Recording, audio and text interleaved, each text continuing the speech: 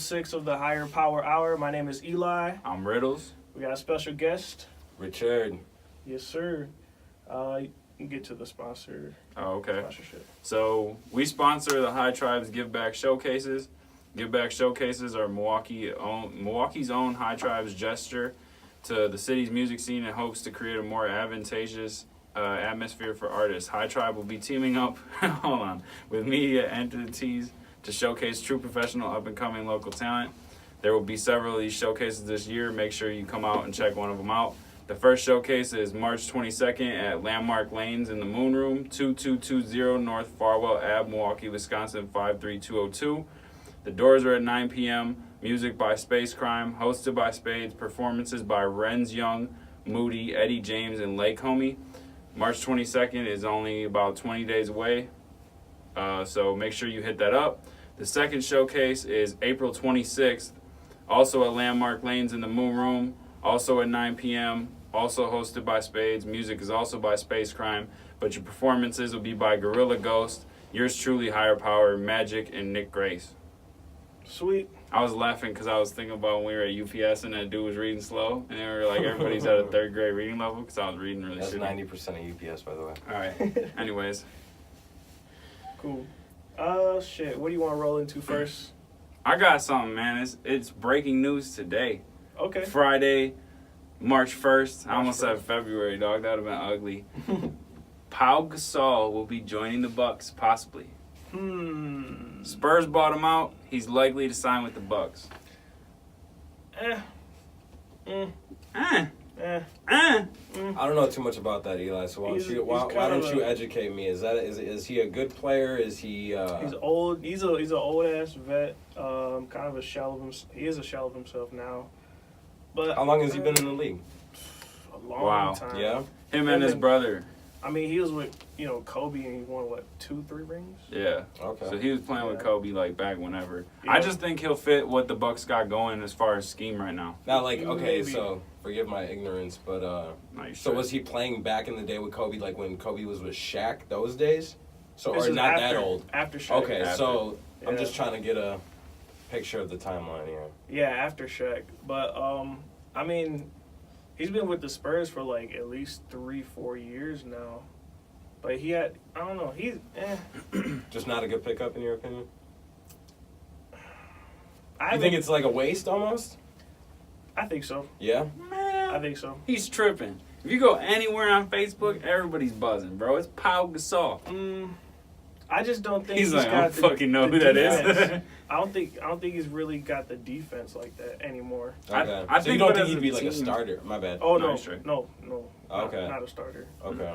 No, I'm not. Like he was okay at like shooting, so I mean I guess he does fit offensively, but defensively he's like he's pretty slow. Like, he's pretty old. I was gonna say he's an older dude. He's pretty old. I'm not trying to act like he's gonna come on the Bucks and be like Giannis number 2 or no bullshit like that. But I feel like he'll find ways to contribute that'll help. You know what I mean? Now, is this more of like a trade situation, or is he a free agent? So he was the Spurs bought his contract out. So he was contracted with them and they bought it out. So now he can sign. So basically now he's a free agent because they bought out the rest of his contract. Gotcha. So basically they paid him like, here, your contract's done, whatever. And he's like, well, I can go sign somewhere now, you know?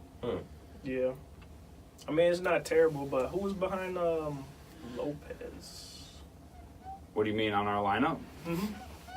Because behind Lopez, who are we playing with? I don't know because we don't have Maker no more, right? Right. Shit, you got me stumped. 'Cause I'm not sure if the Bucks just go with a smaller lineup or if they use Giannis kind of as like the 5. I haven't even paid attention to that really. Neither have I. They just been balling. Whoever's in there is balling. That's Mirotić and them. yeah. Wilson. So is this like a pickup that they're gonna get like with like this season, or is this the next season? That I don't know how that works. I don't So either. can somebody come in like mid-season on a team? Right. I think Well, if they if got he's- bought out, right? Well, if he became a free agent, then Okay. Then they can pick him up whenever, basically. Okay. yeah, because it's not a trade, so Yeah. I guess he can hop in whenever. I mean, it's a decent like depth move, I guess. That's kind of what I look at it as. I'm not super He's another excited piece of the 'cause puzzle. He's pretty old, man. Yeah, but I don't know, man. I don't think he. I mean, he's He might probably get on like a decline. I think but he's probably gonna get like 10, 15 minutes. That's enough, in my opinion. I just want to see the Bucks have all puzzle pieces. So no matter who's in there, it's the team is rocking. Because that's what playing a specific part. Right. Yeah. Everybody's got their part that they contribute, man, and they kind of got that already. The more pieces you have, the better. You give people like Giannis more rest or things like that, you know. What they did for Bledsoe was that they picked up Isaiah Cannon. Okay. He's got pretty much the same build as Bledsoe, but he's like on a 10-day contract. He's not that bad though. He's got a nice 3-point. I saw that they extended Bledsoe too today. He signed for another 4 years, $70 million. So they extended it $70 million 4-year extension. Can you imagine, bro? Man, I just hope that Middleton can stay. I hope Middleton can stay. Yeah. I think Middleton's gonna. I think if Kyrie and Kevin Durant do end up at the Knicks, I think Middleton's gonna. Is that what they're talking about? Yeah. Yeah. That's rumors, but it's all rumors. And anytime they ask Kyrie or Kevin Durant, they get like defensive towards the media. You think KD is done with Golden State? Oh, probably. Yeah. Why is that? I think so. That team's falling apart or what? Yeah. Yeah. That and it's like I feel like they're not. I don't feel like they're gonna be able to keep everybody. No. Even if they went and won a championship, it's gonna be like where they're they- gonna have to pay everybody too much money. I was gonna say they ain't got enough money to keep Because everybody. at the time, I think when they built this super team, I feel like the Warriors had a team where people would take a little bit less money to come play there. Yeah. But now you got dudes like Klay Thompson and Draymond Green. Well, Draymond Green, he's an interesting thing to look at because he was like balling, like tons of stats and shit. And then Kevin Durant came in, and now he kind of gets to take half the shots. He gets to it cut like his production like almost in half. Not that he can't do it, more or less that there's just not the workload. Yeah. So there could be a team that would pay this dude a max contract, and he's gonna be out of the Warriors, you know. Yeah. Yep. So you gotta remember Cousins actually came in for like nothing basically. yeah, Boogie He Cousins. came on a 1-year He's a deal big for ass like man, too. nothing. You think that was just so he could win a championship? Probably. Oh, yeah, That was? definitely. Yeah. I feel like anybody, KD, everybody that ran to the Warriors after, the big shit that they were doing, that's when... They won the championships last year? Yeah, they won 2 in a row. Okay. With I Durant. thought so, yeah. And then that one where they had like, what was it, 73 and 9, and then they the lost Cavs that beat one. them. Yeah. But then the first time they faced the Cavs, they won that one. I think. It's basically, they've been there every year, but I think the Bucks beat them this year. Man, Who I do don't you think's even. gonna win the finals this I don't year? even know if Golden State's gonna make it. Yeah, I said that too. Because I mean I've seen some games and their chemistry is way off. Yeah. OKC is looking like way better than last year. Houston beat them without James Harden, so it's like Houston and OKC. Those two teams I think have a better chance at this point. I kind of feel like a lot of people, including myself, are sleeping on the Nuggets too. The Nuggets. I hear or their Utah? names come up like the Nuggets. Nuggets. I hear their name come up here or there, but like on first take I've been hearing that they've been beating like some notable teams by like just like pure chemistry and like the way they move the ball. So yeah, well I'll tell you how bad Golden State's doing. They went down to Florida. You guys seen that D Wade shot? no. Oh my fucking god. Okay. No. Well, you need to look at that. It was like 13 seconds left. D Wade drove all the way down. He passed it out. He got it back. He was going to shoot a 3 to win the game. And Durant blocked it. He recovered it just in time. He was still behind a 3. He launched it off of 1 foot and hit a bank shot to win the game. Oh. Ouch. It was fucking nuts, dude. They won by a point. And after that, I think the following day, Golden State had to play Orlando. Orlando beat them. Damn. So you And got on top Miami of and it, Orlando? Come on. like the Kings, they're like I think the 8th seed in the West right now, and when they play the Warriors, they're losing by like I think out of all the times they played the Warriors this season, the difference in score is in single digits. Yeah, it's not much. So it's like if the Warriors were first seed and the Kings come in 8th seed and they play like first round of the playoffs, there's a chance the Kings take them out right in the beginning. They're not necessarily blowing teams out like they were a couple years ago. And then you got the Bucks on the other hand leading the East. You know I was gonna say, mean? didn't the Bucks Dominant. just beat them like Who? a week or two ago? The Warriors? Yeah. No, I don't think so. Oh. It was a while ago. But 'Cause I think they faced each other twice, right? I think so. And Just they, like the Lakers it was 1 and shit. 1. Because they beat them the first time. I think Warriors won the second time. Yeah, but the Kings right now are in 9th. Oh, okay. So you got the Clippers and they're actually 3 games behind. Damn. But yeah, no, the Bucks are leading the East. I think really the only people, The NBA. the only 2 teams, yeah, they're leading the NBA actually. But I think the only 2 teams that cause issues for the Bucks come playoff time, I'm gonna say Raptors and 76ers. I would put Celtics in there, but their chemistry right now is absolutely fucking garbage. Yeah. So they can't play together. It's because Kyrie wants to be the leader. Mm-hmm. They're trying to force Gordon Hayward in before he comes back from that ankle. You remember that shit when the dude folded his ankle and shit? Yeah. They're trying to force him into there. He's not even fucking really, like, healed. Recovered? Yeah. So they're trying to push his ass into it. Kyrie's still trying to be the boss. All these other dudes, when Kyrie's out of the game, are shining. So they're like, why aren't we, like, looked at like that? And they're just all kind of like... Yeah. And that's another reason why they think Kyrie will leave, because he's only got this 1 year with the Celtics. Yep. And then Durant's opting to leave too, and they're like, well, where could you go? And then the Knicks got rid of Porzingis, and they have 2. Where'd he go? He went to the Mavericks. Okay. So they got 2 fucking max contract spots. There you go, Kevin Durant, Kyrie, and then you can lure somebody else in to take a little less money to play with those 2. Shit with those 2. Why wouldn't you pick? Yeah, exactly. That's so crazy. But that's basketball. Yeah, it's basketball. Football-wise, nothing too major except Mr. Kraft. Again. I was gonna say that earlier, but Oh God. I know that was a sore subject with our Patriot boy here. No, it's not. Yeah. I thought it was fucking hilarious. I said how lame you gotta be a billionaire and still have to buy it. Hey, and let's be real too. I heard an update that I was like, what? He had a young girlfriend, according to Stephen A. Smith. So he had a girlfriend. I thought he was lonely. I thought, why else would you go to a massage parlor and be like, oh, Hey, here? man. I don't know. I'm not a cheater, so I don't understand that kind of shit. You're saying, like, why would you have to buy it? But if you're broke, you know, would that be okay to buy if you're broke? No. I'm saying how lame do you have to be? No, you just gotta be rich. and old. Now, yeah, he is 77, so. But on a serious note, those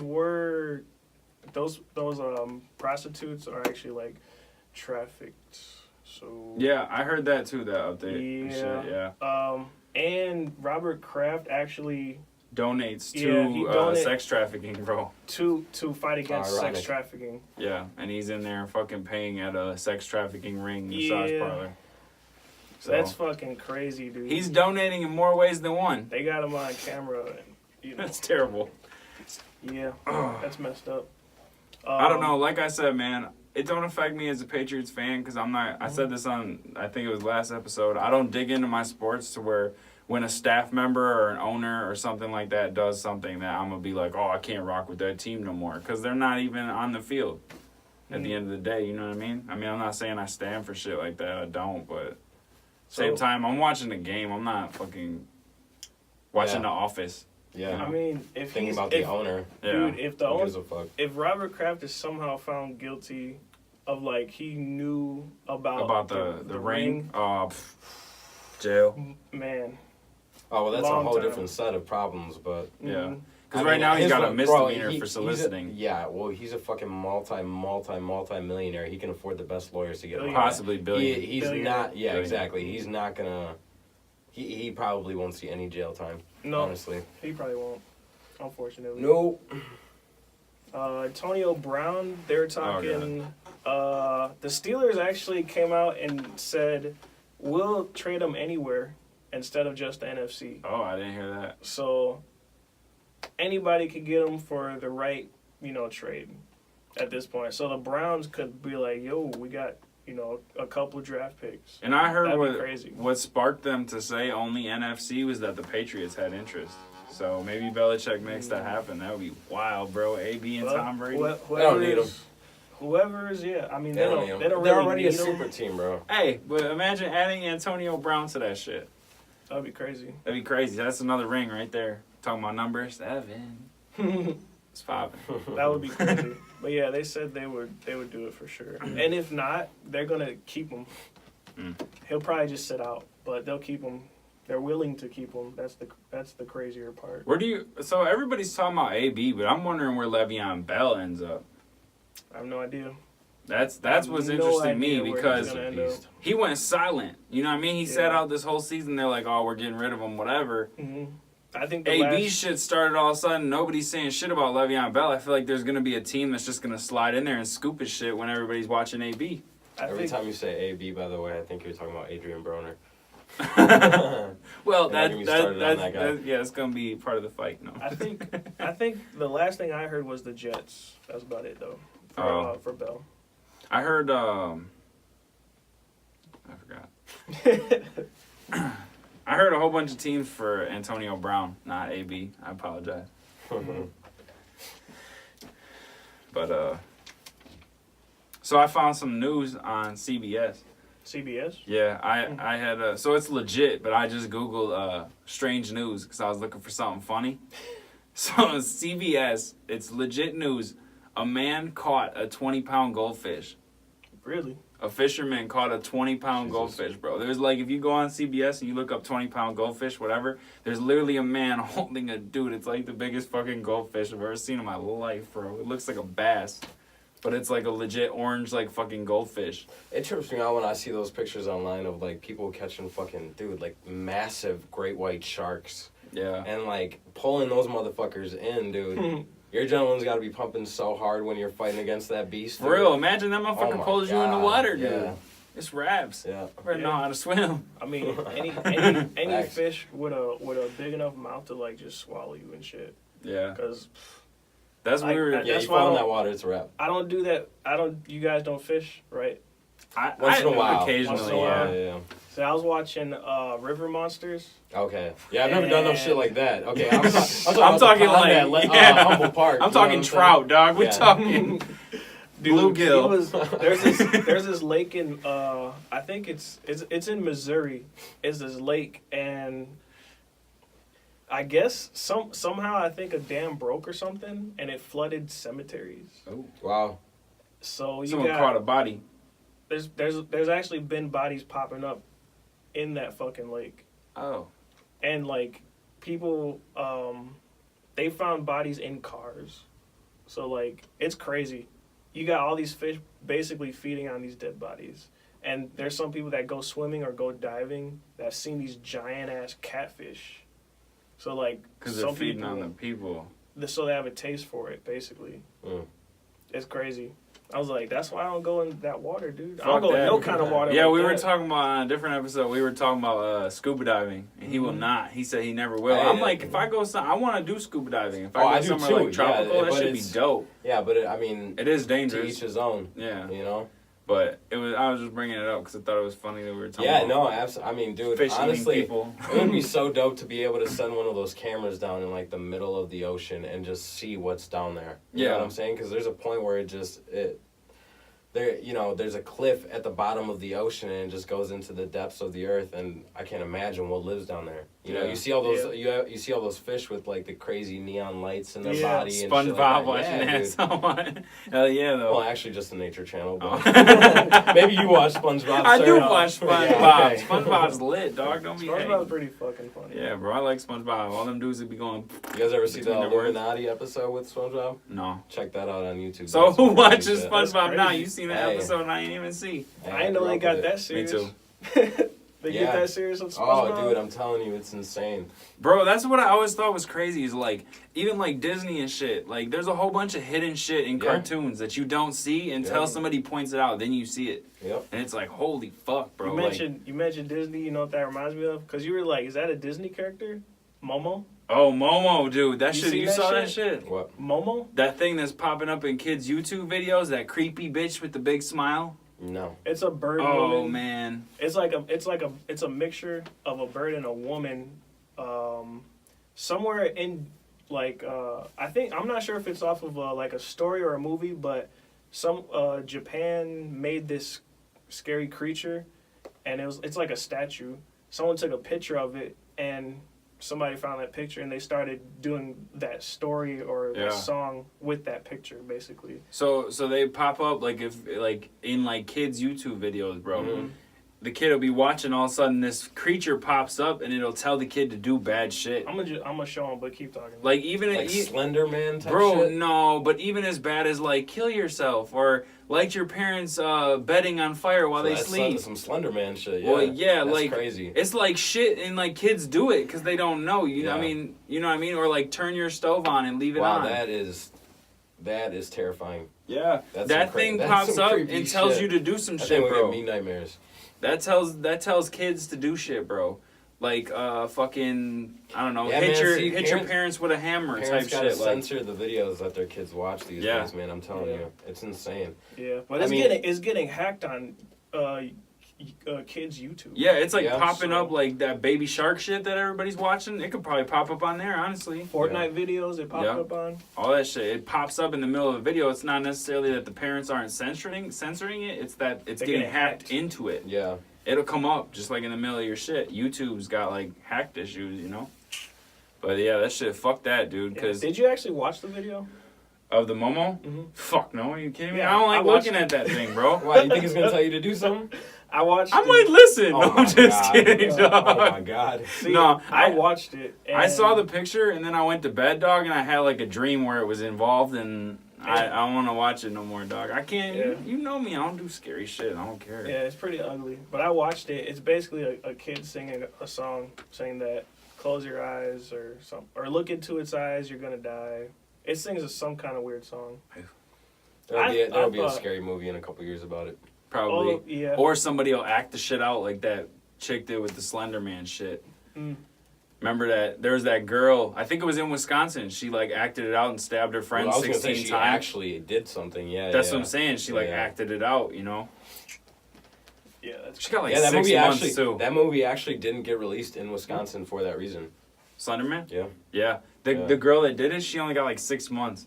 Because she was a kid and she was mentally ill. Oh, yeah. So they let her off with like nothing, That's bro. fucking She retarded. stabbed another kid to death Mm-hmm. 16 times, you know what I mean? That's Yeah, I remember that now. That's crazy. Did you guys, you guys don't know what TikTok is? no. It's fucking addicting. So I downloaded You were telling it. me about it. Yeah, I downloaded it yesterday, and basically it's just really short, probably like 14-second clips of pranks or just funny videos, Okay. and you just swipe up and you watch a whole bunch. It's mostly kids on there, but the shit's pretty funny, dude. They got some. It's on wild Instagram or shit. what? No, it's another app. So people just upload whatever, you know. Like they had one where the kid went up to his mom or whoever or his sister and was like, "Hey, I'm gonna do a magic trick." She was like, "Okay." He had a cup of water and he had a broom, and he put the cup of water on the ceiling, held it with the broom, and he was like, "Here, hold this," and she held it, and he walked away. Just left her holding that shit. The second she wants to put it down is raps. Yeah. Yeah, So, that's fucked up. Funny shit like that. I'm gonna do that now. But they got some real creative ass shit on there. Like, how the fuck do they do some of these videos? Like, one is like this. Like, this kid was in the bathroom, and he made it look where he's like going through rooms, but it's still in the same bathroom. Mm. It's kind of weird. They do some crazy shit, but it's funny. That reminded me, so you know how we be listening to Boogie or whatever? He did a thing called Silent Ride Challenge for the song Silent Ride on his new album. And it's like this little dance that people be doing. But he posted this Instagram video, this little boy dude, that made like an entire music video. I wonder if he did it with TikTok. I almost want you to watch it to see. Yeah, there's been some artists, he did some really dope shit. Like he was like coming in and out of like frames and shit. And it was like a small video. I'm like, dude, this kid is talented as shit. Because, like, the video itself looked like a real fucking music video. Mm. And, like, I'll show it to you. You'll have to see. Maybe that is, like, something that TikTok does. But that just popped in my head when you were talking about, like, the editing of it and shit. Yeah, that's pretty fresh. Hell yeah. What else is new, man? Any more news? What's the feedback on the album, players? Good. There's over, just on Spotify alone, we broke over 1,000 streams. Yeah. So. In about a month, I think we'll be able to see the rest of the numbers. Because it takes a couple months for the distribution thing to pop up the stats and everything. But you can look at Spotify by logging into Spotify. Yeah, it's over 1,000 on there. So people everything really I heard digging, about it, the royalty video too. Mm-hmm. That new video we just dropped, you seen it? Yep. Yeah, so that shit's dope. Shout out King Miles for being on that video. Yeah, man. And what was it? Evil Cold Productions? Evil Cold Videos. Yeah. My guy Justin filmed that at a show we did at the Cactus Club. Mm-hmm. That's actually a dope spot. You ever been to the Cactus Club? It sounds familiar. I'm not sure if I've actually been there, though. It's in Bayview. Okay. Then I probably have been there. Yeah, we'll probably put together a show there soon. So I was going to say, you guys got any shows coming up? We're doing one of those give back showcases that I was talking about that we sponsor. Mm-hmm. It's gonna be April 26th. So okay. It's a little while out yet. Yeah, I was gonna say yeah. We'll be popping off there. They got one March 22nd too. Actually, you know what? We should have did. You want to give some background on you? Sure. Yeah. About tell what? the people. I mean, what you guys want to know, man? What you're into? I mean, we're gonna get into it soon. Yeah, I mean, we'll get into just I don't know what you bump, what you used to fight. You know what I'm saying? Well, I never actually competed, but I trained in kickboxing / Muay Thai for a couple years. Monster with the hands. Inconsistent, a little too much, man. A little more than I like to be, but honestly, that's something that I fell in love with right away. It was something that, just kind of naturally had some sort of talent with it. So, and how long? I had done it on and off for about 5 years. I was pretty close a couple times to actually competing, but again, man, training and working and getting the money right and stuff like that is a whole thing in itself. So I'll get back to it eventually, Yeah. But that's part of the reason why me and Will kind of came up with this segment that we're going to talk about a little later on in the show. But yeah, man, both of us are just in too deep with this MMA, man. It's every day checking fucking articles and websites. Yeah. And I'm happy to have Ricky on the Higher Power or whatever because when it comes to MMA, if I have a question, that's who I ask. Yeah. This is like my MMA book of knowledge right here. You know what I mean? So super knowledgeable. Are you gonna do the DraftKings for tomorrow? Probably, dude. I do want to try that. Yeah, me too. I do too. I really do. Yeah. We should do that shit tomorrow. Yeah. Fuck it. I've actually heard a lot of good things about DraftKings, and I know that's kind of something you could just do straight from your phone. But yeah. The thing is that, dude, it's so easy for people to get addicted to gambling, especially when it's so easy to just do it straight from your phone. That's FanDuel with dude, bro. So that's what I'm saying. It's like I try to stay away from it, man, because I know it can be addictive. But bro, him and Sergio will put in fucking $2 on a football game and walk out with what did you win, like $2,000 one time? Hey, $2 man. fucking grand on $2, bro. If you do the right bets, nuts. They know how to set lineups, bro. They had at their old crib, bro. They had a big ass whiteboard. They probably still got it. They had a big ass whiteboard, bro. They put notes all over it. The whole thing will be full of notes. All of a sudden, they're talking about how they won 2 stacks this weekend. I'm like, see, so there you go. Eli, the way you and Sergio are with fucking football players, NBA players, about their stats, where they went to college, where they were recruited from, all that kind of shit. That's kind of how I am with MMA. So yeah, I'll be like, what was so-and-so's first fight? He'll be like, that was UFC 157. It was, you know what I mean? Just bust all this shit, say how they won and everything. You're like, damn. You will get addicted, though. No doubt about it. Yeah, and I believe it, dude. That's why it's kind of like, I do definitely want to try it, though. The reason I've been hesitant with DraftKings as far as MMA goes is because if I'm correct, the last time I, looked into it, they want you to pick who wins, what round, and how. That's so if you hit all of it, that's how you win. That's a lot of you can They make it hard to win, man. Yeah, but I mean, if you get the right odds, man. I mean, you're making some real fucking money. I mean, like we'll get into it a little later too, but I mean there's fights where people are 15-1 underdogs, whatever, and you put $100 on that person and win it by knockout in the first round, man, you winning some serious money. Hell yeah, if that's an upset, You'll be able to tell me what card it was, but we were going to a show. It was like July 28th of last year. I want to say it was Calgary. Jeremy Stevens was fighting. Joanna was fighting. And, who was the other fight? It was 3, like, big names. I'm not giving you enough info, so. Yeah, was it Joanna versus Shevchenko? No. This was, like, last... What year was that? It'd have to be... I would have to know. It wasn't most recent. That you played? No, remember we were driving to the show, and I literally told you exactly who was going to win and how, and then I didn't enter it in. That was probably like a year and a half ago. It was when we did that Masquerade show in Kenosha. Yeah, it was like... It didn't seem like it. I'm trying to think, bro, if I can remember, but I literally called all of it. The only thing I had wrong, I think it was when Jeremy Stevens fought Jose Aldo. Oh, okay. Because I said that Jeremy Stevens would knock him out in whatever round that Jose Aldo hit him with the fucking body shot. Yeah. So I had it all right, bro. I probably could have made some cash on the other 2 fights, dude. Yeah. Nasty, but... Yeah. You can always, instead of doing the giant tournaments, you can always just go one-on-one, too. Yeah, for like one fight or whatever. Yeah. Or like go against... Oh, I know what you're saying. Yeah, like a head-to-head. Yeah. Oh, yeah. We should do that tomorrow, for real shit. Yeah. I want to try some it. serious payouts, man. I mean, you could even play each other if you want, but... Well, he's going to win. Not always, man. MMA is one of those games. You know what? I got Garbrandt. No, I'm just kidding. We'll get into that. Shocker. Fuck you.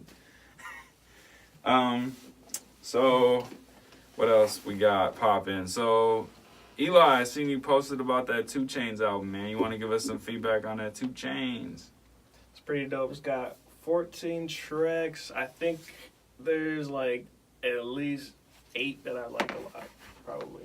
It's a really good project. It's like his best one. A lot of samples. The first track I think is called "Forgiven." Yeah.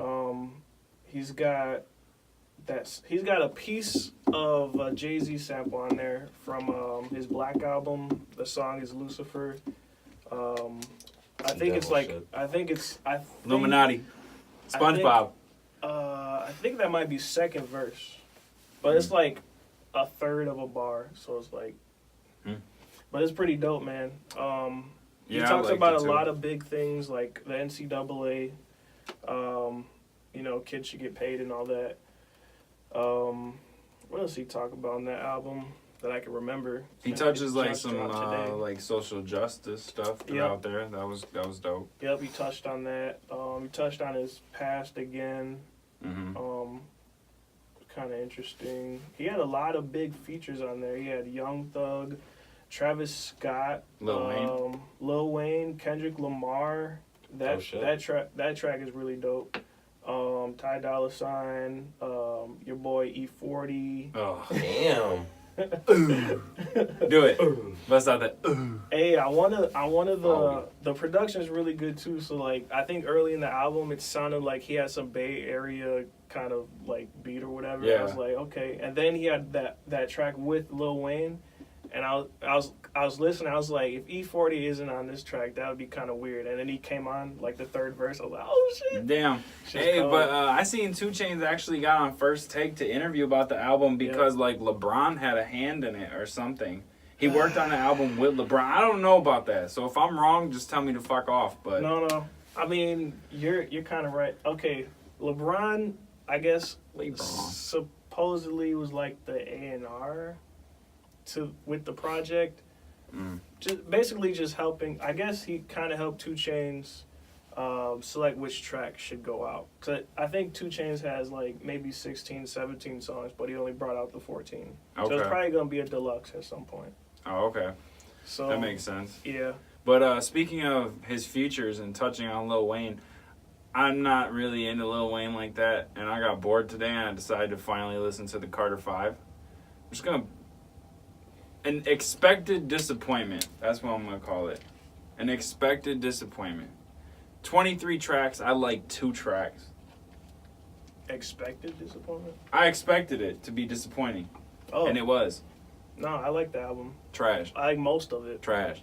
It's pretty dope. I like the song he had with Triple X, and then I like the song called Can't Be Broken. That was it. Me personally, I always compare Lil Wayne's new music to his prime, if you want to say that. Mhm. You know, back in like 2008, 2009. Me personally, that's when I think his prime was. Mhm. And, you know, with me personally, it got to a point where it's like he stopped actually saying shit in his music, and it was just one metaphor after the other after the other. And once you hear that, you can't hear anything else that he's saying. It's just constantly just one after the other. Yeah. And that's how I feel about the Carter 5, is that like it's either you can't understand him or he's spitting metaphors. Yeah. You know, that and I there think, was a couple songs that were decent, but I think, overall I think didn't care that's for it I either. think that's the whole problem. Like people expected it to be something Great. of the old because it's technically it probably is really old, but it's like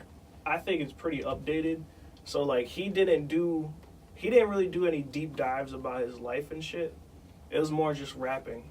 It's almost like Kamikaze where it's just rapping. Kinda like it's kind of like Kamikaze that. was way better though. I can't believe you just grouped them. dog. No, Can't believe the it. style. I'm saying the style. Oh, like, okay. like it's just rapping. Like Kamikaze didn't really have. Like I don't remember a significant story Yeah. in Just Kamikaze. one big diss. Yeah. Bro, I think Lil Wayne's best projects were The Block is Hot, Carter 1, and Carter 2. I think after Carter 2, Carter 3, I hated it. Lollipop and all that bullshit, trash. When I was like a 12-year-old That's smoking fucking blunts of swag, I'd fucking listen to No Ceilings, but, you know. Yeah, but that's when he like went real mainstream though too. Yeah, and You know then what I mean? right after that, Like I on was just Lollipop like done and all with that. dude. You know what I mean? I Yeah. just had enough.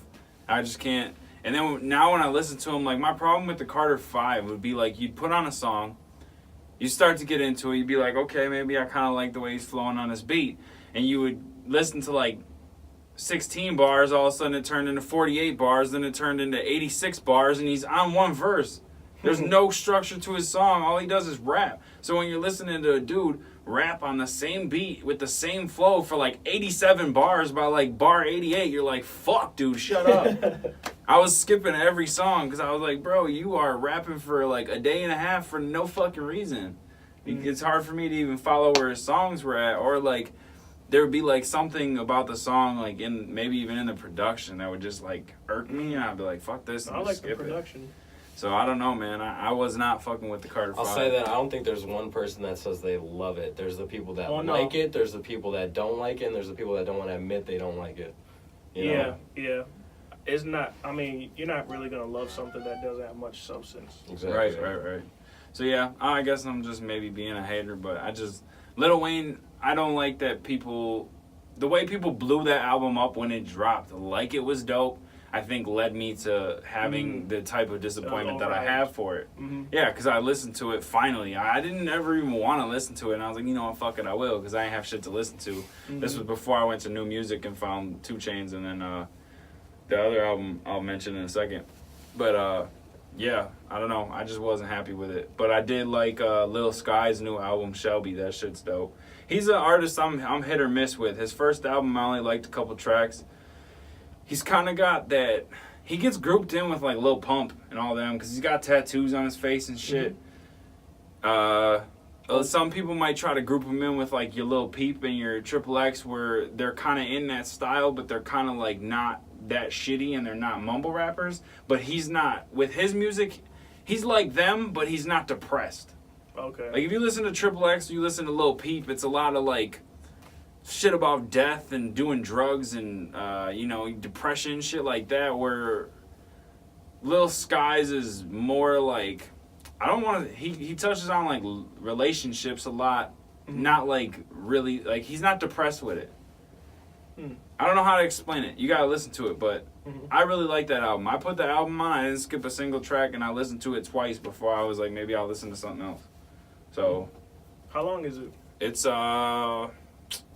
14 tracks. Okay. About the same as 2 Chainz. And then like you said, T-Pain dropped a new album, my guy T-Pain. So Yeah. I'm gonna have to I check haven't that heard out. nothing new from him in a super long. I'm not really a big T-Pain fan though. I really fucked with T-Pain back in the T-Pain days when he put out like what was that album called that had like I'm Sprung on it and shit? Like his first popping ass album, dog, and then he put out Epiphany. That He shit was was dropping dope. hits after hits back Hits then. after Yeah. hits. Yeah. Yeah, And he actually, was doing plenty of features too. it's funny. I'm not a big fan of his, but I did watch one of his interviews, and he was talking about how the labels were like basically trying to pick his singles, and they were all like wrong. So he had like flop after flop after flop. And Damn. I think he got out of it. So Yeah, but like I said earlier off air, fucking he put out a couple albums in 2018, and I'm just gonna say that it wasn't the labels that were picking the wrong songs. I'm just gonna be real, dog. But maybe the new album will be something worth listening to. So we'll figure it out. yeah, go ahead. And then I got a quote for the end. Okay, I don't have. Are you a quote. recording already? Yeah, I'm we should recording. back it up. 'Cause we were like, No, it's good. Oh. Go ahead. You wanna So, Right. get so into hold it? up, hold up. We're gonna kick off a segment that got kind of fucked up. Sorry to the listeners. Anyways, we're gonna kick off a new segment. I think that we're gonna be doing this bi-weekly. Hopefully, yes. That's Hopefully what we plan on bi-weekly. doing. I'll If let, not, if not bi-weekly, definitely anytime there's a big card, Yo. big fight in general that's gonna be coming up. So I'll let Richard, introduce the segment and kind of give you guys a little rundown about it, and we'll take it from there. All right. So the segment that Will and I decided to come up with was what we're gonna call the fight to make. It's basically going to be talking all and every combat sports. Anytime there's a big event coming up, anytime there's a big boxing fight coming up, we don't shy away from anything here. So UFC 235 is tomorrow. We figured this would be a good day to start up the segment. Stacked. There's a lot of things I love about this card, Will. Yeah, I'd say me too, man. Front to back, I mean, starting off at prelims and on. I would even say the Fight Pass prelims, there's a fight that I'm interested in. There's the Ultimate Fighter season, I don't know what season. It was the one that they just had. Shit, I can't keep up with them anymore, man. I don't know, but there's a girl that won and she brawls, or she Pink was hair? close to winning. I think so. Yeah, I know who you're talking about. She, I think... She was like semifinals or something. Yeah, if I'm not wrong, I think she trains at Rufus. Oh, okay. Yeah, I'm pretty sure. If not, I've definitely seen her on Instagram training with the champ Tyrone Woodley and former champ UFC lightweight Anthony Pettis. Oh, okay. So, Yeah, then she probably does train there. yeah, I mean, shit. But yeah, so I'm saying the whole card, man. Yeah, you want to bring up the card, actually? Let's get into shit, it. Yeah, let me do that real quick. I don't think I'm connected on Real my quick, while iPad. he's doing that, yeah, UFC 235. It's got everything that you want, honestly. It's got up and comers facing some of the older guys that are maybe considered to be on their way out of the game. You got Early prelims, main card. all right. Let's check it out. Or here, you want to just call them off and then we'll Yeah. talk about them. So for your early Fight Pass prelims, that's if you're paying for the shit on. Wait a minute, Will. What's prelims? Oh, so Ricky, would you like to let them know? Yeah, so prelims are basically the free fights if you have cable. If you have UFC Fight Pass, they do what they call early prelims, which are basically earlier in the day. If you own UFC Fight Pass, I'm not plugging them, but if you do own UFC Fight Pass, there's a Not couple plugging. fights on there early in the day, and then it moves on to cable, or right now ESPN. Then they do about 5 or 6 fights before the main card starts at 9. And 9 o'clock is the pay-per-view, which usually has about 4 or 5 bouts. So kicking off what's on the Fight Pass prelims, and I'll probably butcher some names because I'm not real good at that shit. You have a middleweight bout between Edmund Shabazian, I don't know how to say that last name, and Charles Byrd. You got a women's bantamweight with Gina Mazzani and Macy Chiasson. That's who I'm talking about. Okay. That Macy girl is the one I saw in the Ultimate Fighter. You got Scrapper. Pollyanna Vienna and Hannah Seifers and Marlon Vera versus Frankie Saint. That would be the early prelims on Fight Pass. Then you move to your preliminary card that's on ESPN, kicking off at 7 o'clock. You got Diego Sanchez versus Mickey Gall. Okay, stop right there. I want to talk about that fight. Got you. Okay, this fight right here, man. I'm really excited for this fight because this is one of those fights that I'm talking about. You got an up-and-comer versus a guy that, I mean, I thought he was going to retire 5 fights ago. Yeah. This dude has been in the game forever. He's fought all the top names that you could think of. I mean, dude, Diego Sanchez, he won. Ultimate Fighter 1, right? Ultimate Fighter 1. Yeah, that was Now, like... what's crazy about Diego Sanchez is he might be, off the top of my head, I could be wrong, but he is the only fighter I can think of that has fought in 4 different weight classes in the UFC. Damn. He fought at 185 while he was on the Ultimate Fighter, moved down to 170 when he got out of the Ultimate Fighter, and he's fought at 155 for the title, and he's also fought at 145 a few times. Damn. Now, to put your body through that, and in such a short amount of time, I mean, he's been in the UFC for 28 fights. And to think that in, 10, 15 years for your body to go up and down in weight like that, that's just insane. But, I mean, the dude's a fucking warrior. He's been in there, like I said, with the best. And he's a brawler, dude. He is one of those Mexican fighters that just bites down on his mouthpiece and just wants that brawl, dude. He wants to entertain the fans, which you have to respect that, dude. Anytime Diego goes out there, he puts it on the line.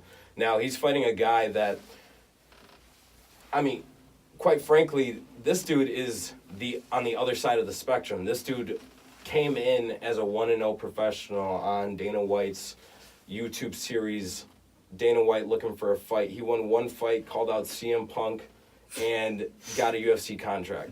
Now, the guy is, let me pull it up real quick. I have his stats.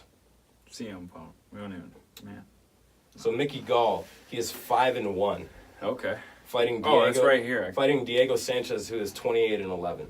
Yeah. Now, the experience is so, there's such a difference in experience. But, I mean, Mickey Gall is no joke, dude. And I'm going to say, too, I mean, all respect to Diego Sanchez. How many times have you seen that man get dropped?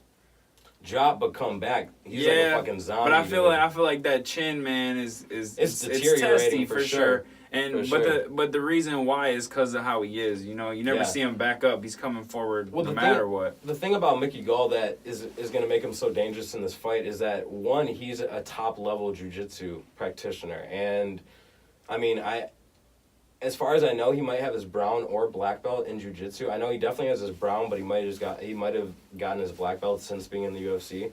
But he got his brown belt when he came in the UFC. And now he just recently moved out to LA where he's training with a top level kickboxer named Joe Schilling who fights in Bellator.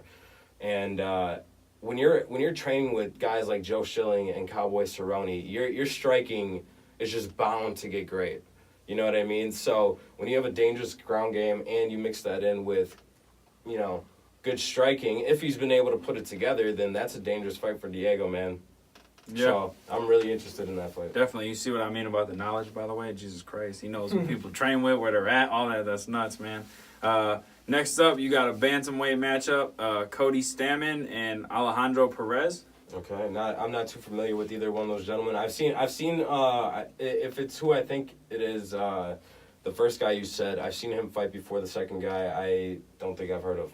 Yeah, so, I mean, but the bantamweight division's always interesting. It's stacked. So. There's so many different names coming in and out of that division that it's hard to keep up with that division unless you're, keeping up with the top 10. Definitely. Then you're going to know this next fighter's last name, so correct me because I'm going to butcher it. That's it. Misha Serkinov.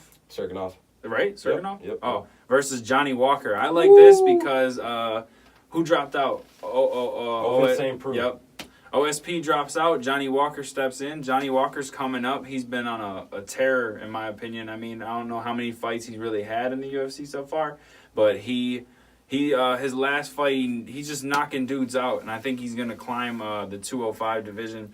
16 wins, 3 losses. Yeah. Now, this dude is on, I believe I looked up his record earlier today, and I think he's on, a 9 or 10 fight win streak. Something. Jesus. So, a good win streak. And the guy he's fighting actually has a lower record than him. 14-4. 14-4. So, the last guy that Misha Serkinov fought was Patrick Cummings. Now, Patrick Cummings isn't necessarily a top 10 guy, but he's a very skilled guy, and he beat him.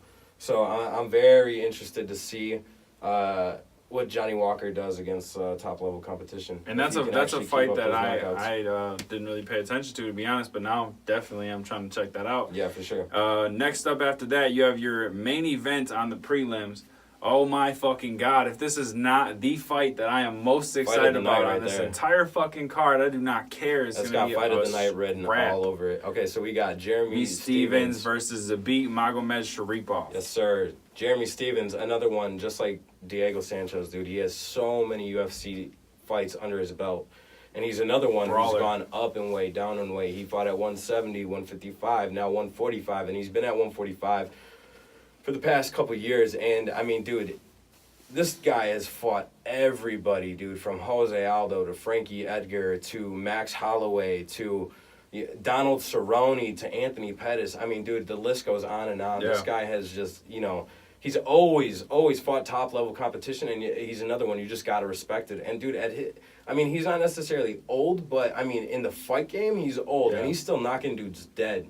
Yeah. Like, dude, and he's shutting these guys out, so I'm really interested to see this. Zabit, on the other hand, this 16-1. Skills. Yeah. Skills. His last two fights, he had a all-out. I mean, I have a question for you too, but he had an all-out fucking war with Kyle Bochniak. I mean, brawl to the finish, and then got a decision out of that. And he followed up with what was the submission he hit Brandon Davis with? It was weird. It was a very weird submission that he I pulled might his have only leg seen up to once his or fucking twice. shoulder, and Yeah, it was I very think it was weird. like the second time. I think they If I said that trained night jiu-jitsu, that a I would know. UFC ever seen. It was like the second time. I think they both happened in the same night too. I remember that because I was Yeah. like, I think that might have been the first, and then I looked it up. It was the second time actually. Because it happened the same night earlier on the prelims, but Yeah. Zabit's insane. But I was wondering, man, do you think that Zabit is? I mean, I'm not discrediting him. I'm a huge Zabit fan, but do you think maybe he's a little overhyped just due to the war that him and Bochniak had? Because honestly, that's after that fight is when I was like, holy shit, this dude like can fucking throw with like a lot of the strikes he was throwing. I was really impressed. And then I seen him fight Brandon Davis, and the fight just had a slower pace to it, which I know is like almost like a casual comment, like, hey man, they're not really like banging, but like I just I wonder if, and then I watched a couple fights on YouTube of like his more amateur fights, and he doesn't seem as stand out as the war with Bochniak. I mean, I have a lot of faith in the Jeremy Stevens and Zabit fight because Jeremy Stevens, I'm not going to compare him to Bochniak because I think he's better, but they got that same like get after it type of mentality. So I think it's going to be a war, but I just want to know if you think that maybe Zabit is a little overhyped because of that performance. The difference between Bochniak and Jeremy Stevens is that power. You know what I'm With saying? Jeremy Stevens, Jeremy right. Stevens will shut your lights out. But what I'm saying, like, Zabit, I don't necessarily think that he's overhyped because I think that most casuals don't know who he is. So it's not like there's this huge hype train behind him. Right. People that watch the sport know, okay, this dude has championship level potential written all over him. You know what I mean? And he's shown in his fights, especially his last two, that he's not just like a one skill type of fighter. I mean, this dude's well rounded. He'll strike with you. He'll grapple with you. He'll out wrestle you. And I mean, those Russians, man, are fucking taking over. goons, dude. Taking So over. I don't necessarily think that he's overhyped. I could see this fight going one of two ways, or one of three ways. I see Jeremy Stevens putting him out in the first or second round, or I see Zabit subbing him out in the first round or just outstriking him. I don't see him knocking out Jeremy Stevens, honestly, because if he's not going to knock out Kyle Bochniak, he ain't knocking out Jeremy Stevens. Yeah, true.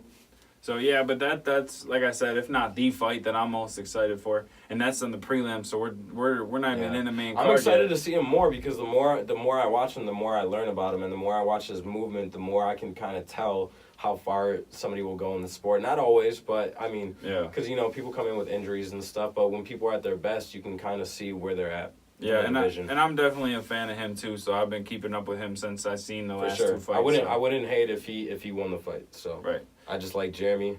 Yeah, agreed. I could go either way on that one too. But then if we're gonna get into our main card, where it's gonna get a little more stacked, kicking it off, my boy Cody Garbrandt, no love, is making his return versus Are you on the side or in the driveway? In the driveway. All right, let me move your car real quick. All right, cool. Cody Garbrandt is going to fight Pedro Munoz. His car's not here, Eli. Oh, yeah, my car's not here. Oh. Yeah. All right, so Cody Garbrandt is going to fight Pedro Munoz to open up the main card. Yes, sir. I think I'm just gonna say it. I'm a Cody Garbrandt fan. I don't care. I'm swinging towards him. I watched some Pedro Munoz fights. I watched Garbrandt fights. Obviously, standing up, Garbrandt's got too much speed. I feel like Pedro moves a little slow on the feet. But I feel like if it goes to the ground, I just hope Cody put in work on the ground. I feel like the ground would go more towards Pedro. I think the standing would go more towards Cody. Yeah. Pedro's stand-up has gotten better and better every fight. But, I mean, hands down, he's known for his grappling. So, I mean, it would be smart for him to get the fight to the ground. But, yeah. Personally, I think Cody is a more skilled fighter, especially with the hands. So I think that if Cody loses this fight, it's not going to be because Pedro's necessarily a better fighter. I think it's going to be because Cody's broken. And that's just what I think. I think it's hard to build up your confidence when you just got knocked out twice by the same guy. So yes. Anyways, moving on. I don't want to dig into that, dog. Can't be biased in this game, people. I'm not biased. I'm just a fan. A little biased. All right, whatever. Women's strawweight, Tisha Torres, who I enjoy watching fight, versus I like her too. Weili Zhang. Not too sure who Weili Zhang is. Me neither, but Tisha Torres. Yeah, she was on the Ultimate Fighter. 10-3. With when Anthony Pettis and Gilbert Melendez were the coaches. But the woman she's fighting, Zhang, is 18-1. Yeah. So she's got to have something popping for her, you know what I mean? So good record. I don't know who else she's fought in, but probably be a pretty good scrap. Next up after that, you got a welterweight bout between the legend Robbie Lawler and Ben Askren. Okay, so I've been going back and forth on this fight all week. I see Robbie Lawler as somebody who, the past couple fights, it's either he shows up and he's excited, or it's just like it. Not necessarily that he's there for a paycheck, but I just don't know if the motivation is there. Okay. He's another dude that's been around forever, dude. And everybody in all the organizations you could think of, except for Bellator, he's fought everybody, and he's won world titles in Strikeforce and the UFC. And he's always fought top level competition. So he's been out for a little while. He's been rehabbing an injury. This is his first fight back, and I want to say a little over a year. The guy he's fighting, Ben Askren, also trains here in Milwaukee. He's been out for 16 months, and prior to this UFC signing, he was retired. So he felt like he wasn't fighting the best competition that he could, so he figured, I might as well retire while I'm on top, and unless I get a chance to prove I'm the best in the world, then there's not really any point. Long story short, he got traded for Demetrius Johnson. That was interesting, man. Yeah, he got traded, and that's another thing that it was unheard of. UFC and an organization called 1SC traded two champions. And yeah, that's what happened. So Ben Askren is now in the UFC. First fight coming in, his debut is a rough one. Robbie Lawler. That's a tough debut, but it's one of those things where it's a test, and depending on how the fight goes, you'll be able to determine very quickly how far Ben Askren will go. This fight will tell you a lot about Ben Askren. Definitely. Real quick, just one more thing on that fight is the reason why I've been going back and forth on this fight is because originally I thought that Robbie Lawler was too good everywhere for Ben Askren to handle. But going and watching his highlights and how he just completely controls people, I mean, don't get me wrong, Ben Askren has fought a lot of high-level competition, just nobody to Robbie Lawler's level. Right. His last fight, 16 months ago, or maybe a little longer than 16 months ago, he fought a dude who actually gave him the toughest fight of his career. He was defending every takedown. He was kind of lighting Ben Askren up, and then Ben Askren won by an eye poke. Oh, wow. So that's how his last fight went. So it's kind of hard to tell what Ben Askren is going to show up. Also, it's hard to tell what Robbie Lawler is going to show up. So that's why that fight is probably the second one that I'm the most interested in, along Jeremy Stephens and Zabit. Definitely. And after that, you got yet another welterweight bout. However, this is a title fight between champion Tyron Woodley and Kamaru Usman. I got a question about this one, but I don't know if you want to touch just a little bit on the matchup first. Go ahead. No, go ahead. I'll touch on it. Kobe Covington. Yeah. You watched the video? Yeah, I watched all of it. I've been rolling. It's fucking hilarious. Yeah. So Kobe Covington is another welterweight fighter. He actually won the interim title at an event that me and Ricky attended in Chicago last year. He was the interim champion, meaning he should have been next to fight Tyron Woodley. However, Kamaru Usman is getting his title shot. At the open workouts, Kobe Covington pops up, taunts Kamaru Usman, later tracks down Dana White in a casino and confronts him about why he didn't get the shot. Threatens to bust up Dana White's car. Like, this man is just literally, like, just going off, just goofing around. And my question for you is, do you think that him interrupting Usman's workouts and just kind of throwing off this whole, like, bout, do you think it's going to affect the performance of Kamaru Usman? And what do you think Covington's motive is? Do you think he wants Usman to lose so he gets his shot at Willie? Or do you think that it's just all bullshit? He knows the money fight is him versus Tyron Woodley. I got you. That's why his prediction earlier this week is he said that he thinks that Tyron Woodley is going to starch Kamaru Usman, which I could totally see. I personally think that this fight is probably going to be boring or it's going to be an early stoppage. Yeah. And I don't mean ref early stoppage. I mean like early in the fight. Okay. Due to strikes by Tyron Woodley. I think the whole Kobe Covington situation is, I think that he is trying to get attention. You know what I'm saying? He thinks that that's going to sell, and I don't see the UFC letting him go or out of his contract, so I think he knows that. So I think he's also one of those dudes that's like a pro wrestling fan, and he knows that, you know, back in the day, just to take a page out of WWE's book, Stone Cold Steve Austin versus Vince McMahon was one of the highest selling rivalries for that company, and that, you know, that was selling pay-per-views left and right. Right. So there's something to that boss versus employee kind of rivalry. People get into that shit. Yeah, definitely. Especially when you're threatening to bust up your boss's car and you're running up which on he him doesn't while have he's the balls gambling. to do. But hell no. Dana White was with his mistress. You seen that? No. Yeah. Oh wow. That's what people are saying. That's wild. But yeah, so that's another interesting bout. I've seen some Woodley fights that I like, and I've seen some Woodley fights that I just didn't want to watch. So it could go either way with Woodley for me. Usman, I've only seen him fight RDA most recently. Yeah. So. Well, his two most notable wins were Damian Maia and RDA, and I mean RDA was kind of like a. He just smushed him. Yeah, like a wrestling type situation. Yeah. Just kind of drained him out. Yeah. Hey, how much do these guys be getting paid? That's God, man, that's a topic that people. There was like a middleweight. Yeah. Who was that? Who was fighting? That was prelims.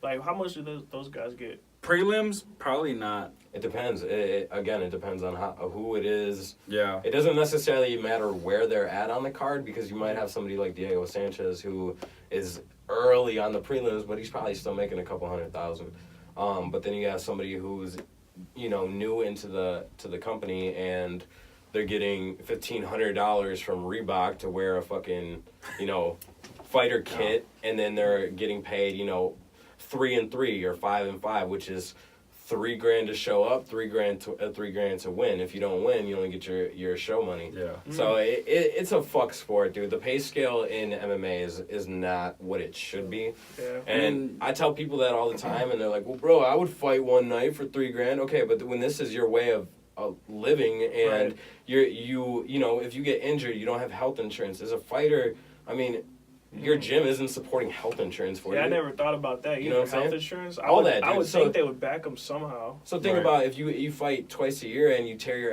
ACL after the second fight. I mean, you're fucked, dude. Yeah. Yeah, You know what because I'm you're not saying? gonna be in there fighting and making Yeah. money neither. So but then you got dudes like Conor making millions and millions in a fight, and then you got Deservedly so. But then you got champs like Stipe, who deserved that kind of money, that didn't even make Yeah. $1 million in a title fight. Yeah. You know what I mean? Again, I think it's situational too, because Stipe is a great fighter, don't get me wrong, and he's produced finishes left and right. But at the same time, you got to sell There's no pay-per-views. show, yeah. You got to sell pay-per-views, dude. Where You know what I'm Connor's saying? good at selling the fight. Yeah, Reason man. why he ended up with the Floyd fight and Exactly. shit like That's that. crazy. You know? I really thought they got way more than that. No. No. And you know, back in the day, and that's one of the things too that we won't go too into it maybe next time, but the whole Reebok deal. I mean, the Reebok deal fucked those fighters, dude. And before Reebok came into the UFC back in 2014 or 15, I mean, these fighters were making way more money with their own sponsorships than they are with the overall sponsorship of the UFC. Yeah, you see dudes come in with a banner behind them with like 80 fucking sponsors on it, you know what I mean? Getting money for all of them. So it's like, then Reebok came in, you can't have no other sponsors but Reebok on you. Yep, no banners, no other sponsors, no nothing. And something me and Ricky always talk about is that it's like you used to know fighters by their shorts. Like, for example, Chuck Liddell, he would have the Iceman shorts, you know what I mean? And you would recognize them by those shorts. Now they got Reebok, everybody looks the same. It's harder to follow fighters unless you're really into the sport. So, but the last fight on the card tomorrow night, UFC 235, main event, another title fight, light heavyweight champion John Jones fights Anthony Smith. So Smith. Smith. Yeah, this is... That's funny this that is I probably did it like that. This is probably the most predictable fight on the card. I mean, and that's nothing against Anthony Smith, but I don't know, man. This just ain't the right time. I mean, dude, he's coming off of 3 wins, right? And I think they're all 3 first round finishes. Yeah. They're Volkan Ozdemir, Rashad Evans, and Shogun Rua. Yeah. Shogun Rua and Rashad Evans are Shell. 2 guys that are exactly shells of themselves and are on their way to retirement. Rashad Evans did retire right after that fight. There you go. So we saw that live too, that knee to the head. But Anthony Smith, I would like to see him. I mean, he just deserves the title shot in my opinion because he climbed up and he's right there. But I would like to see someone like him and Johnny Walker or him and the fuck his dude's name. He just won by a knockout. He's got the hammer on his chest. His nickname is Hammer and Thiago Silva. Yeah. Yeah. Or Santos? Or Santos. Yeah. Thiago Santos. I want to see them fight. Shit like those type of matchups. Because it's dudes that are finishing. And but the thing is that you also have to understand that these dudes are at different points of the division. So Johnny Walker isn't... He might within the next couple of fights, but right now he would not want to take a fight with Thiago Santos. Right. No. So, but I don't know. Back to the actual fucking, the fight we should be talking about, John Jones and Anthony Smith. I feel like you said, it's predictable. We kind of know John Jones is going to win, I guess, but in every a way. time you think a fight's predictable in MMA. It goes the other way. Yep. And there was actually a lot of, on BJPenn.com, I saw an article, there's a lot of pro fighters actually picking Anthony Smith. I don't know what the reasonings were. Those are personal reasons. Yeah, haters. That's why. But because motherfuckers don't like John Jones. So speaking of that, I kind of want to ask you a question too. John Jones was found with 40 picograms of the M3 metabolite in his system once again. Not only did this happen for UFC 235 that we're watching tomorrow, this happened for UFC 232. He claims he's innocent. He says that the science that they're figuring out with it, he'll be part of the development of the change of the game. Do you think he's innocent, or do you think he's using performance-enhancing drugs? No, I do think he's using performance-enhancing drugs, but I don't think that he needs them. And that's what makes me mad, is because he himself, dude, he's such a freak athlete that he's one of those once-in-a-lifetime types of fighters that, I mean, you haven't seen anybody like him, and he's been in the UFC for a long time. So, I mean, people like him don't just come around. Right. I don't think he needs it, but I think maybe at some point he was, and that's what people also have to understand about performance enhancing drugs, is that doesn't necessarily mean the dude's in the bathroom with a fucking syringe up his ass. That could be creatine, that could be so many different things that anybody can go to GNC and get. Yeah. And do these guys use that, do they use it for injury or strictly just performance? Because I know some athletes use it to recover faster. Yeah, definitely. And some of the older dudes, especially in the sport, are known to use testosterone replacement therapy, and that's for that reason, to help them recover faster and stuff like that. But don't get me wrong, there's a lot of people that do cheat too. And people keep saying, picograms and pictograms and all this bullshit, and they're like, oh, well, it's such a small dose. Okay, well, if it's such a small dose, why is it still in your system from 2 years ago? True. And that's what I don't like about the situation, and it's so blatant too. And what I don't like about it is when the anti-doping agency came into the UFC. I'm telling you guys, this is back when, I think it was 2013 when they came in, and when they came in, anytime there was even a hint of somebody having something in their system, they got fucking blown up on media outlets all over. And these people were crucified, dude. I'm telling you, like, people were labeled cheaters and all this shit, even just to the hint of something being in their system. Now, nobody bats a fucking eye when John Jones tests positive for the 4th time in a row. You know what I'm saying? It's like everybody's desensitized to it. You know what I mean? I could disagree with that because there's a lot of fans that call him a cheater and crucify him, such as me and you. I'm talking about the UFC. I'm saying, yeah, the UFC for John Jones is a blind eye. I agree with that. But fans don't.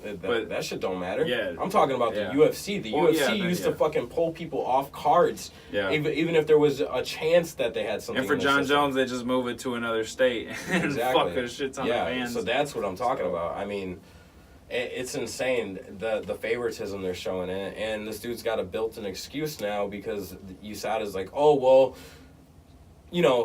it's showing up in his system now, and it's a small dose, so there's a chance that this is going to show up on future tests. So he has a built-in excuse and a built-in exemption from any drug test, basically. So that's ridiculous. It's bullshit. But hey, you know what? It is what it is. UFC 235 fucking stacked tomorrow. I'll be watching it with my brothers, and we're gonna have a good time, and we're gonna enjoy these fights. They're gonna be crazy from prelims to the end. So definitely looking forward to that. That's dope. Hey, I wanted to touch on Ja Rule. Ja Rule? Yeah. The halftime performance shit. Are we ready? Yeah. I've been looking, like, I went on his actual Instagram, and the original video, the crowd was hype or whatever, right? He was clearly speaking to his DJ. I hate the fucking headlines about Milwaukee not showing love, because we always do. I think that's shade on us and Ja Rule at the same time. It's pretty bullshit. I can see that. I thought it was more shade on Ja Rule. And to me, when they put out the video where the crowd was dead silent, you could hear the crowd still.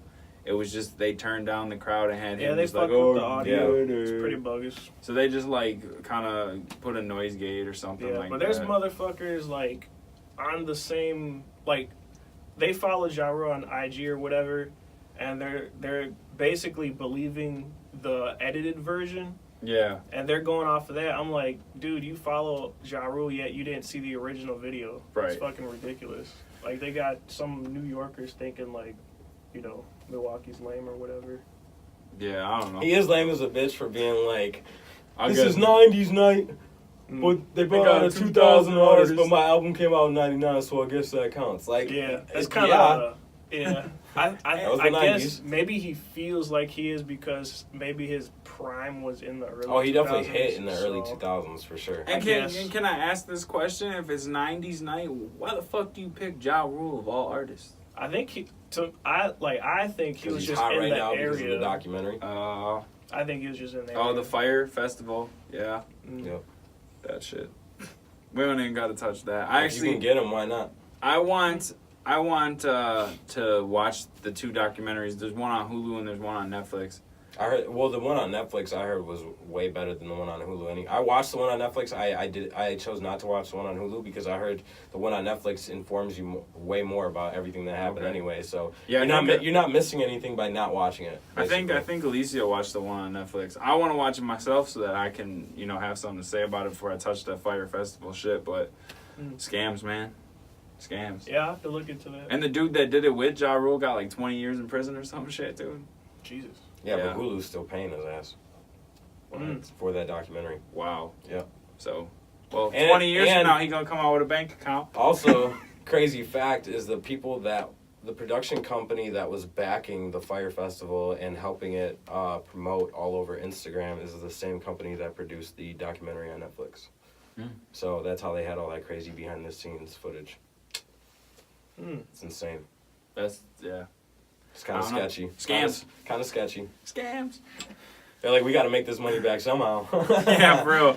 I wonder how much Ja Rule's making, or 50 Cent bought into that, too. No, I'm just kidding. I love that 50 Cent bought all the publishing to dude's music and kind of is taking his shit. That's hilarious as fuck.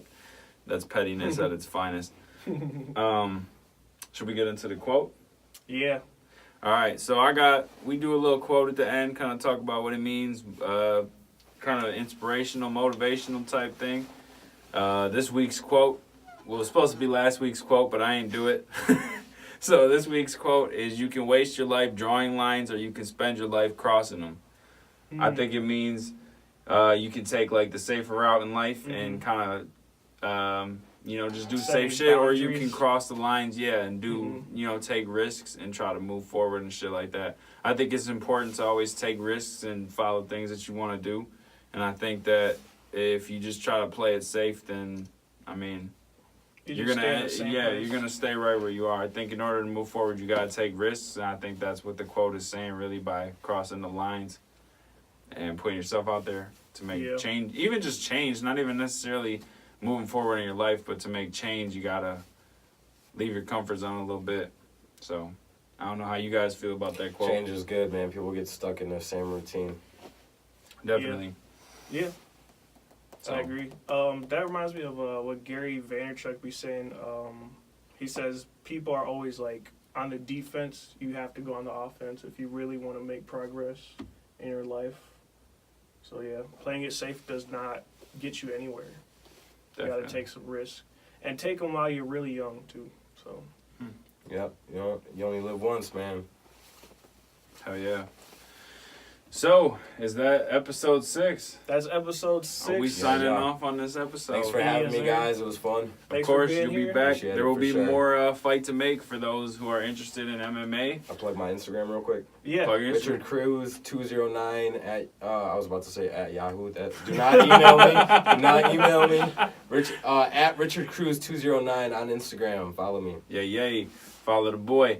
And then me and Elijah, as usual, we want you to hit higherpowermusic.com. You can pick up that fresh-ass merch. You can see the music videos. You can follow the podcast there. You can link with us with social media. higherpowermusic.com. You can find everything. Make sure you go check out our new music video for Royalty featuring King Miles. Dope visuals. Get it out there. Spread it. And we're pushing. Make sure you go check out our album Cthulhu. And download it, stream it, whatever you got to do. Yeah. Oh, I switched up to title, by the way, too. Okay. I think we rap, but Just when saying. we get in the conversation, Just letting I need you to know. switch to. I need to switch to. They need to switch. It's pretty dope. All right. Signing off. Peace. Later. Peace.